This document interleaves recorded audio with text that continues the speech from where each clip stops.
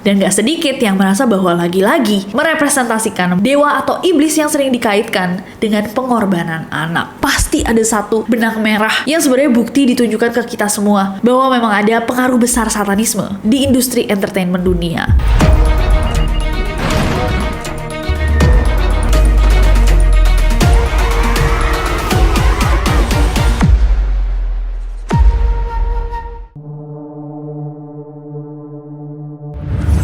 Hey guys, it's Nessie and welcome back to Neror. Kalau kalian belum subscribe ke channel ini, jangan lupa klik tombol subscribe-nya, terutama untuk kalian yang suka teori konspirasi. Nah, sebelum-sebelumnya, di banyak event besar di dunia, banyak orang merasa bahwa ada simbolisme pemujaan iblis yang tersembunyi. Contohnya kayak di openingnya Commonwealth Games 2022. Kalau misalkan kalian sempat nonton guys, di openingnya tuh ada skenario pemujaan banteng merah yang gak lama rame banget di internet dan dipercaya sebagai pemujaan iblis Baal. Klipnya rame banget di-share dengan orang-orang yang merasa bahwa iblis itu udah nggak diem-diem lagi untuk menunjukkan presence atau keberadaannya. Atau penampilan dari Britain's National Health Service atau NHS di Olimpik 2012 lalu yang dianggap banyak orang lumayan mengerikan. Dimulai dengan anak-anak kecil yang ditidurkan di tempat tidur mereka, lalu ada seorang anak yang membaca di bawah selimutnya, dan saat dia membaca tiba-tiba muncul makhluk-makhluk aneh semacam iblis. Lalu anak yang lagi membaca tiba-tiba dibangunkan oleh sosok besar semacam setan.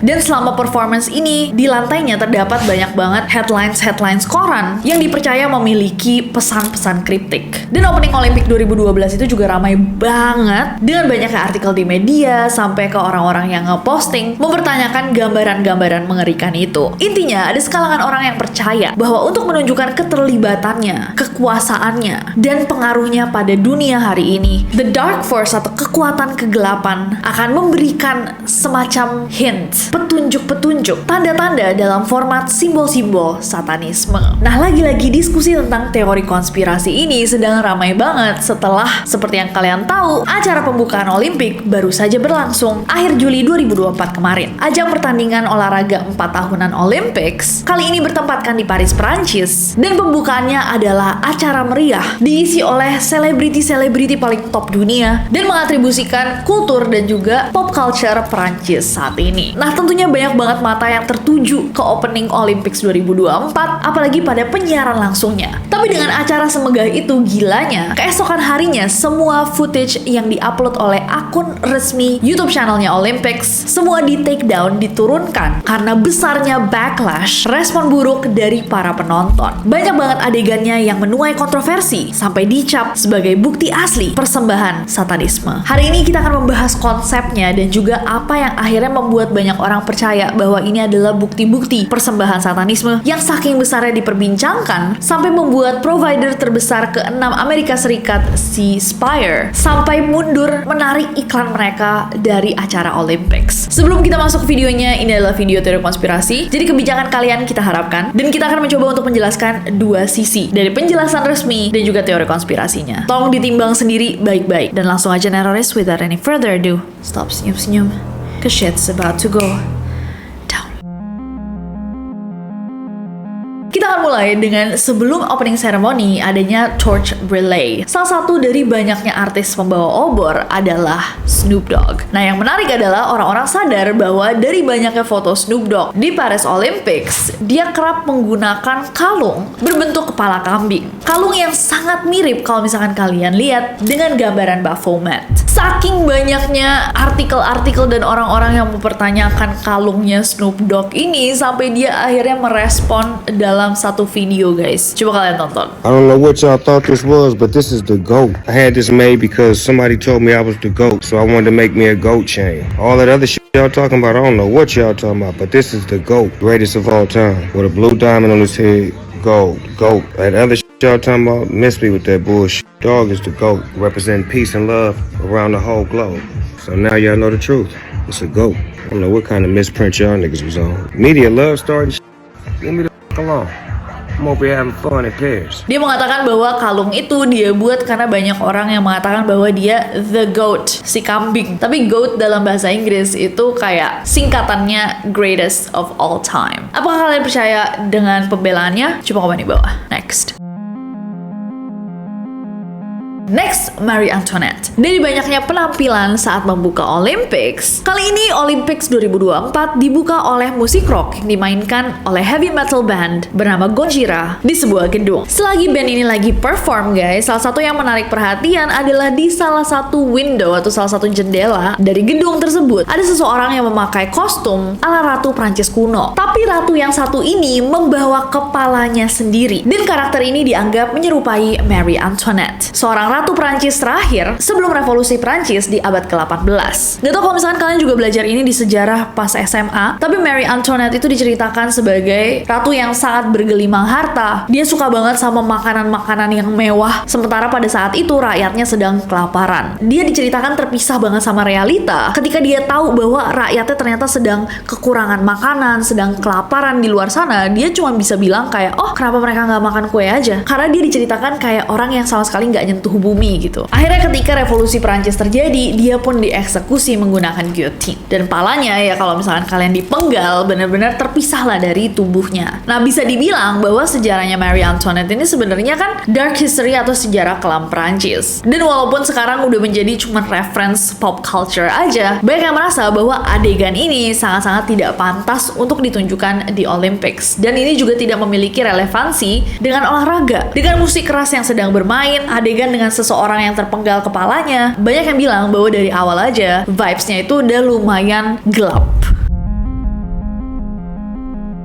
Kontroversi berikutnya datang di dalam skenario ini. Di pertunjukan yang satu ini terlihat ada sekitar belasan orang mengenakan kostum di balik meja panjang. To be more specific, orang-orang yang ada di skenario ini kebanyakan terlihat sebagai drag queens. Dan di atas meja panjang ini terlihat ada sebuah penutup makanan yang ketika diangkat ternyata di dalamnya ada seorang penyanyi aktor asal Prancis, Philippe Catherine, yang bukan tertidur sih, kayak rada terbaring gitu ya di atas sebuah piring besar dikelilingi sama buah-buahan dan bunga-bunga. Sebagian besar dari tubuhnya Philip itu tidak menggunakan busana, tubuhnya dicat berwarna biru, dan dia muncul sambil menyanyikan sebuah lagu dalam bahasa Prancis yang berjudul New, yang artinya telanjang. Dan di belakangnya tetap para penari dan drag queens berpose, kemudian mereka menari sepanjang meja panjang tersebut. Kontroversinya datang ketika banyak orang yang langsung menghubungkan skenario ini dan merasa bahwa ini terlihat sangat-sangat mirip dengan karya Leonardo da Vinci, The Last Supper. The Last Supper adalah lukisan yang sangat terkenal dari Leonardo da Vinci yang terinspirasi dari cerita makanan terakhirnya Yesus Kristus bersama his 12 apostles atau 12 rasulnya. Nah, tentunya banyak orang beragama Kristen yang merasa bahwa ini adalah sebuah penghinaan untuk mengambil inspirasi dari The Last Supper dan menggantikan karakter-karakter di dalamnya dengan drag queens. Ditambah lagi, ternyata orang-orang ada yang sadar nih bahwa salah satu dari karakter yang ada di meja tersebut pada opening Olympics bahkan memiliki bagian tubuh yang keluar dari celananya. Gimana ngomongnya coba? Bener kan? Bagian tubuh yang mestinya tidak terlihat tapi terlihat, apalagi di national television gitu kan. Ditambah lagi kontroversinya ketika orang yang dengan bagian tubuh yang terlihat mestinya tidak terlihat tadi itu ternyata berdiri di sebelahnya anak kecil, seorang anak perempuan. Jadi mungkin kalian kebayang seberapa besar kontroversi ini. Saking besarnya sampai akhirnya pihak Olympics itu mengeluarkan statement resmi di mana mereka nge-tweet menyertakan dua fotonya Philip saat dia ada di piring besar dan menyebutkan bahwa Philip itu merepresentasikan dewa Yunani Dionysus. Dan di captionnya pihak Olympics menulis, penafsiran dewa Yunani Dionysus membuat kita sadar akan absurditas kekerasan antara manusia. Dan menurut Thomas Joly, pengarah artistiknya Olimpiade, ide besar dari skenario ini terinspirasi dari perayaan pagan yang berhubungan dengan dewa-dewa Olympus. Thomas menambahkan bahwa dia tuh nggak punya niat untuk mengejek siapapun, dan dia bilang bahwa enggak, ini tuh nggak terinspirasi dari The Last Supper, tapi terinspirasi dari Dionysus Feast, sebuah karya lainnya yang kalau kalian lihat emang lumayan mirip sama The Last Supper. Penjelasan ini dianggap belum memuaskan bagi publik karena masih banyak banget yang bertanyakan kenapa harus ada selebrasi untuk satu komunitas yang sebenarnya tidak berhubungan sama dunia olahraga, dan kenapa banyak orang yang malah merasa bahwa ini adalah salah satu simbolisme satanisme karena ternyata ternyata ada beberapa penganut satanisme yang mengatakan bahwa adegan tersebut mungkin merujuk pada lukisan karya seniman Belanda Jan van Beelert yang disebut The Feast of the Gods yang dapat dilihat di Museum Magnan di Dijon, Prancis. Manosphere yang juga sering membahas teori konspirasi itu turut berkomentar dan juga mengatakan bahwa para pemuja setan mengendalikan dunia barat dan mereka menunjukkan pada kita semua bahwa mereka adalah penyembah setan. Dan banyak banget orang yang akhirnya menganggap skenario ini, bahkan the whole ceremony, sebagai pertunjukan yang menjijikan, sampah, tidak relevan, bahkan demonic mockery atau ejekan setan. Next.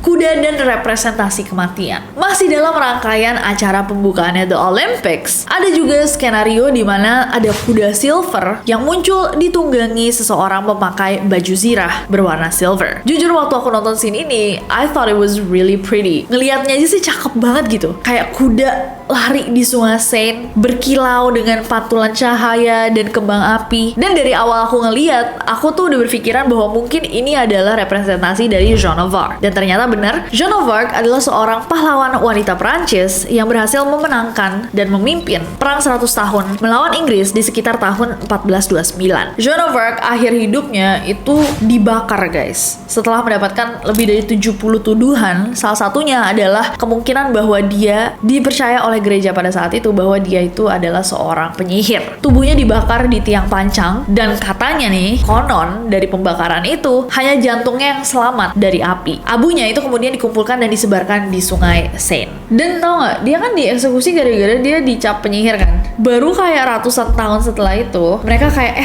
dia keren juga ya sebenarnya, seorang wanita yang mau berjuang buat negaranya. Jangan-jangan dia tuh kultus. Akhirnya gereja ngasih dia title saint gitu. Iya, ini Saint Joan of Arc. Sebenarnya scene ini jadi lebih meaningful lagi ya untuk tahu bahwa ternyata abunya tuh emang disebar di bawah situ gitu. Seakan dia kayak muncul lagi untuk ada di Olympics, hidup kembali esensnya. Walaupun dia dulu dieksekusi, dibilang penyihir, baru setelah dia lama meninggal dibilang kayak kayaknya dia sebenarnya pahlawan deh. Terus dianggap saint sama orang Perancis. Nah, tapi banyak orang yang ngerasa bahwa sebenarnya relevansinya Joan of Arc sama Olympics itu kurang kuat. Tapi selain penjelasan tentang sejarahnya Joan of Arc, orang-orang yang menonton live-nya opening seremoninya se-Olympics pada saat itu merasa bahwa imagery ini sebenarnya sangat-sangat relate dengan suatu gambaran lainnya. Sebelumnya banyak yang bertanya-tanya juga kenapa di bawah Eiffel Tower itu terdapat ada semacam gambar sayap besar yang tidak berhubungan sama Olympics, dan ternyata ketika kuda ini berjalan,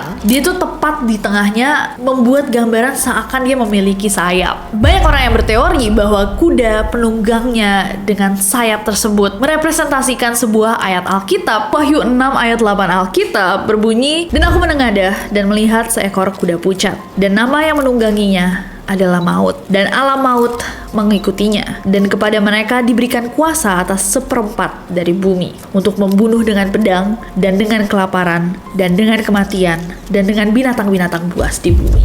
Nah, terus skenarionya berjalan, tiba-tiba muncul semua bendera-bendera dari pengikut Olympics yang merepresentasikan negara-negara yang berpartisipasi jalan di belakang kuda tersebut. Dan di Wahyu 13 ayat 3 dikatakan, "The whole world was filled with wonder and followed the beast." Seluruh dunia heran lalu mengikuti binatang itu. Next.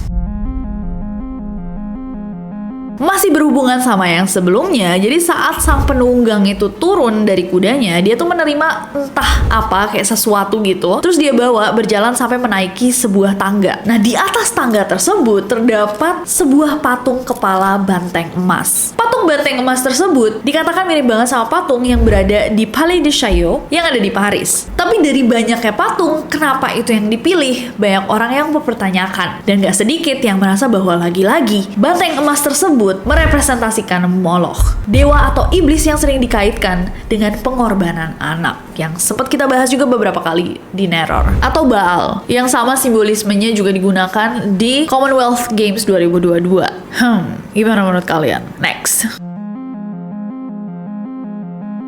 ada juga nih bagian dimana ada tuh patung-patung wanita emas itu mulai muncul dari sungai. Menurut Olympics, wanita-wanita ini adalah penghormatan terhadap tokoh-tokoh wanita yang telah berjasa besar di Perancis. Tapi banyak juga yang berpendapat bahwa konsep kemunculan wanita dari dalam air ini berhubungan dengan salah satu lukisan karya Sandro Botticelli, The Birth of Venus. Venus adalah dewi Romawi yang melambangkan cinta, kecantikan, seks, kesuburan, dan kemenangan. Di legendanya, dia tuh terlahir dalam keadaan sudah dewasa dan kemudian muncul keluar dari air, dari lautan. Nah, Venus sendiri itu memiliki arti bintang pagi. Dan bintang pagi adalah sebutan yang diberikan kepada Lucifer di dalam Alkitab Vulgata dan Alkitab versi King James. Dan dalam kisahnya sendiri, Dewi Venus itu diceritakan melakukan penganiayaan, kambing hitam, dan juga merupakan seorang penyihir yang kadang dikatakan bersekutu dengan iblis. Next.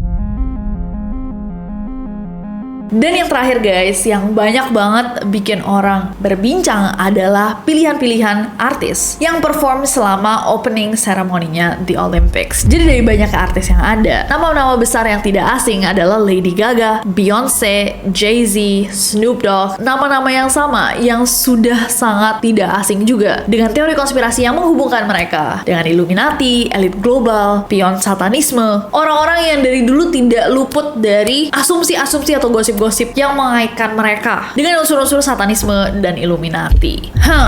Nama-nama yang aku yakin juga nggak asing untuk kalian, Neroris. Ya nggak sih? Sekarang aku lempar pada kalian, Neroris. Apakah kalian percaya bahwa hal-hal yang barusan kita bahas benar-benar merupakan simbol-simbol satanisme atau mereka hanyalah cocok logi, kebetulan? Atau kalian merasa bahwa nggak mungkin selalu ada kebetulan dengan kebetulan lainnya, dengan kebetulan lainnya, dengan kebetulan lainnya? Pasti ada satu benang merah yang sebenarnya bukti ditunjukkan ke kita semua bahwa memang ada pengaruh besar satanisme di industri entertainment dunia. Yang jelas gak lama setelah upacara pembukaan Olimpiade, sebagian besar kota Paris itu mengalami mati listrik. Banyak yang mengatakan bahwa ini adalah bukti bahwa Tuhan marah. Walaupun penjelasan resminya adalah mati listrik yang besar di kota Paris ini dikarenakan hujan yang turun terus-menerus, banyak juga yang percaya bahwa ini adalah bukti dari divine intervention atau campur tangan Tuhan. Satu-satunya yang masih menyala terang adalah gereja Basilique du Sacré-Cœur de Montmartre. Gimana menurut kalian, Neroris? Apakah teori konspirasi ini mind-blowing atau menurut kalian kayak sebenarnya rada-rada far-fetched? Atau kayak enggak, ini adalah bukti jelas sebenarnya? Coba komen di bawah. I would love to know what you hear. Atau mungkin kalian sadar sesuatu yang kita nggak sadar saat nonton opening Olympics 2024. Semoga kalian nggak salfok sama hal-hal yang mestinya tidak terlihat tadi ya. Kalau perlu nggak usah dicari sih, itu rada-rada kayak gimana ini menghapus dari pikiran saya. Tapi kalau Sabil dilihat gini guys, nggak tahu itu ininya gitu. Parah Sabil. Oh gitu ya? Parah banget guys, NCC udah corrupt gara-gara video ini. Makasih juga yang sudah merequest video ini. Jangan lupa subscribe karena aku gak sabar untuk ketemu kalian lagi. Bye bye. Jorok ya Sabil.